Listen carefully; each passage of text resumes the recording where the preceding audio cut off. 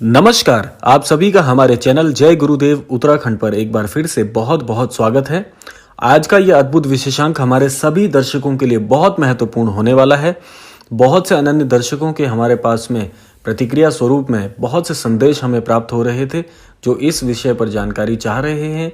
तो आपने विषय का जो शीर्षक है वह अवश्य पढ़ ही लिया होगा। तो आइए बिना समय व्यर्थ किए हुए लेकर चलते हैं आपको आज के अद्भुत क्रमांक की ओर।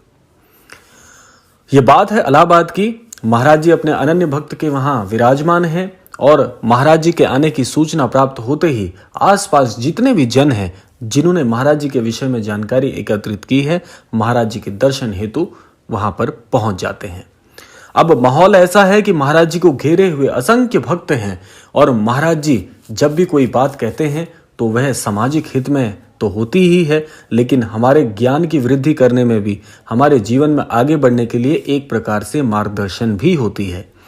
तो महाराज जी कहते हैं कि जब मनुष्य के पास में धन की अधिकता होती है, धन की प्रचुरता होती है या ज्ञान की अधिकता या प्रचुरता होती है, तो बहुत से जन ऐसे होते हैं कि उस प्रचुर मात्रा में जो धन एकत्रित किया हुआ है उसका बेहिसाब प्रयोग करते हैं, या जिनके पास ज्ञान होता है उसका बेहिसाब बखान करते हैं। तो उससे क्या होता है कि मनुष्य पुनः की स्थिति में आ जाता है और उसे दुर्भाग्यवश उसी गरीबी का मुख देखना पड़ता है। महाराज जी ये बात इसलिए भी कहते हैं और इस बात को हम ज्ञान से जोड़ते हुए भी देख सकते हैं कि यदि हमारे पास किसी चीज का अत्यधिक ज्ञान है तो उस ज्ञान के बखान के बजाय उस ज्ञान को ऐसे समाज में आपको वितरित करना चाहिए जहां पे उसकी पर्याप्त आवश्यकता है। आवश्यकता के अनुसार यदि आप या जो उस ज्ञान को प्राप्त करना चाहते हैं या जिसको आवश्यकता है उस धन की, यदि ऐसे व्यक्ति की आप सहायता करते हैं तो वह सहायता निश्चित तौर पर एक अनन्य पुण्य में गिनी जाती है। जिसके पास धन की अधिकता है उसका अत्यधिक इस्तेमाल करना भी बहुत हानिकारक है। महाराज जी यही कहते हैं, हम दुखों का कारण, हम गरीबी का मुख क्यों देखते हैं कि जब समय रहते हमारे पास कभी धन आता है तो उस धन का हम इतना दुरुपयोग करते हैं। दुरुपयोग का आशय यहां पर है कि जिस चीज की आवश्यकता नहीं है उसका भी हम उसको भी प्राप्त कर लेते हैं। तो उससे क्या होता है कि जब बुरा समय आता है तो हमारे पास धन की कमी हो जाती है और हमें गरीबी का मुख देखना पड़ता है। और गरीबी जहां पर आती है वहां पर कर्ज भी स्वतः ही आ जाता है। यानी कि जब आपके पास धन नहीं है और आपको धन की आवश्यकता है तो निश्चित तौर पर आप क्या करेंगे, या तो धन को कमाने का प्रयास करेंगे, और जब धन को कमाने का प्रयास भी विफल हो जाता है तो आपको दूसरों से कर्ज लेने की आवश्यकता पड़ती है। और कर्ज जीवन में एक प्रकार का एक ऐसा पतन का कारण है कि जब आप कर्ज की स्थिति में आ जाते हैं तो समझ लीजिएगा कि आपने धन का दुरुपयोग कहीं ना कहीं तो अवश्य किया है। धन का दुरुपयोग करने से आपको आज इस स्थिति में आप स्वयं खड़े हो गए हैं जहां पर अब आपको धन की आवश्यकता तो है, कमाने का कोई साधन नहीं है, तो आपको दूसरों से कर्ज लेना पड़ता है। और कर्ज एक प्रकार की बीमारी के समान होता है कि जो असाध्य बीमारी जब किसी को हो जाती है, जब वह ठीक नहीं हो पाती, उसी प्रकार से कर्ज भी होता है। जब आप किसी से कर्ज लेते हैं या धन के लिए हाथ फैलाते हैं तो वह समय इतना दुर्भाग्यपूर्ण होता है कि जो आपको धीरे धीरे से पतन की ओर लेके जाता है और आप कर्जवान हो जाते हैं। देखिए, दो शब्द हैं जीवन में, महाराज जी इसी पर बल देते हैं। दो शब्द हैं, धैर्यवान है, धनवान है, और साथ साथ में एक और कर्जवान है।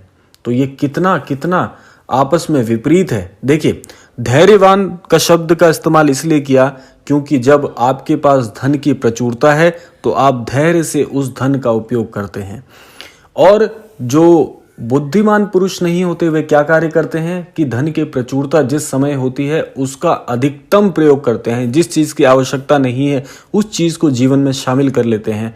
तो उससे क्या होता है कि जब आपको जीवन में धन की आवश्यकता होती है, क्योंकि समय रहते तो आपने उस धन को बहुत ही बुरी तरह से उसका उपयोग किया, आज आपको आवश्यकता है, आपको धन कमाने का कोई साध्य नहीं, कोई साधन नहीं है, कर्ज आप लेते हैं, तो फिर धीरे धीरे धैर्यवान से धीरे धीरे होते हुए आप कर्जवान बन जाते हैं।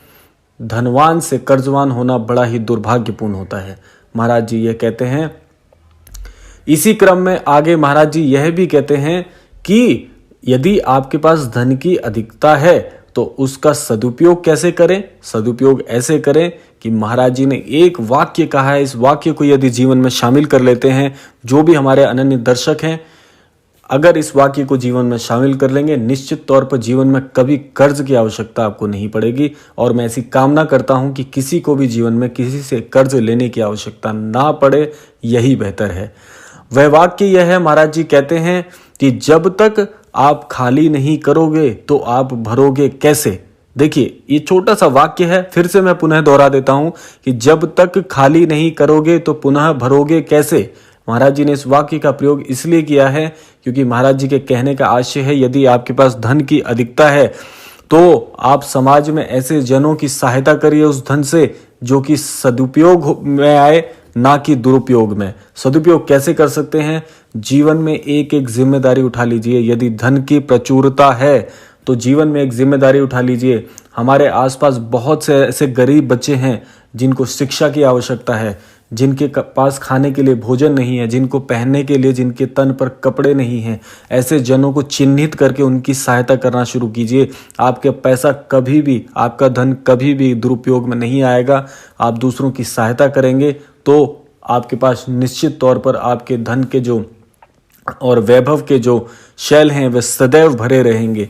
महाराज जी के कहने का आशय यही है। यही चीज ज्ञान में भी आती है। यदि आपके पास ज्ञान की अधिकता है, ज्ञान को खाली करिए। खाली कैसे करेंगे, आप ऐसे बच्चों को शिक्षित कीजिए जो बिल्कुल भी विद्यालय का मुख नहीं देख पा रहे हैं। आपके आसपास बहुत ऐसे जन हैं, भारत में ऐसे बहुत सी जगह हैं जहां पर हमारे आसपास ही बहुत से ऐसे जन हैं जिनकी हमें सहायता करनी चाहिए। तो ऐसे लोगों को चिन्हित करिए।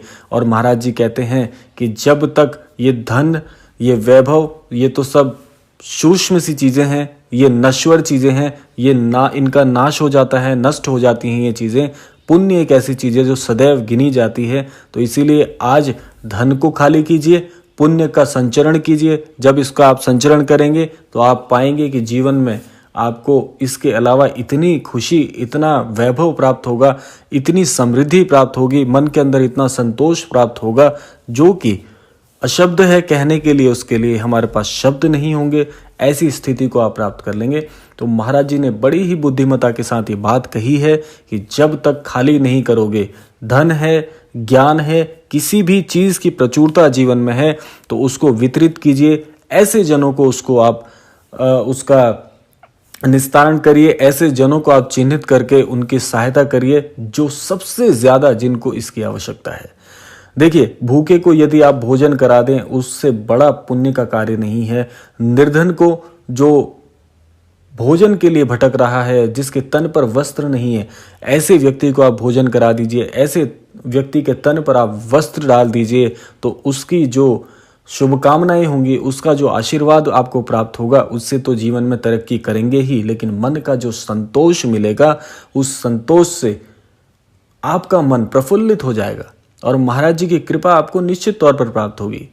तो आज से अपना एक लक्ष्य बना लीजिए कि आपके आसपास जितने भी ऐसे जन हैं जो बहुत निर्धन हैं, जिनकी आप कुछ ना कुछ, किसी ना किसी प्रकार से सहायता कर सकते हैं, ऐसे जनों को चिन्हित करके उनकी सहायता कीजिए।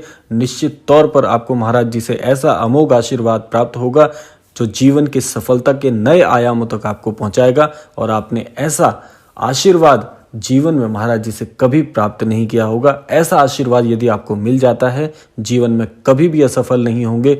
सदैव आप धनवान रहेंगे, समृद्धवान रहेंगे, बुद्धिवान रहेंगे और आपके जीवन में सदैव खुशियों के जो पुष्प हैं वो ऐसे ही खिलते रहेंगे। इसी कामना के साथ आज के इस विशेषांक से आपसे विदा लेते हैं। मिलते हैं अगले क्रमांक में। तब तक के लिए जय श्री राम, जय गुरुदेव, जय उत्तराखंड।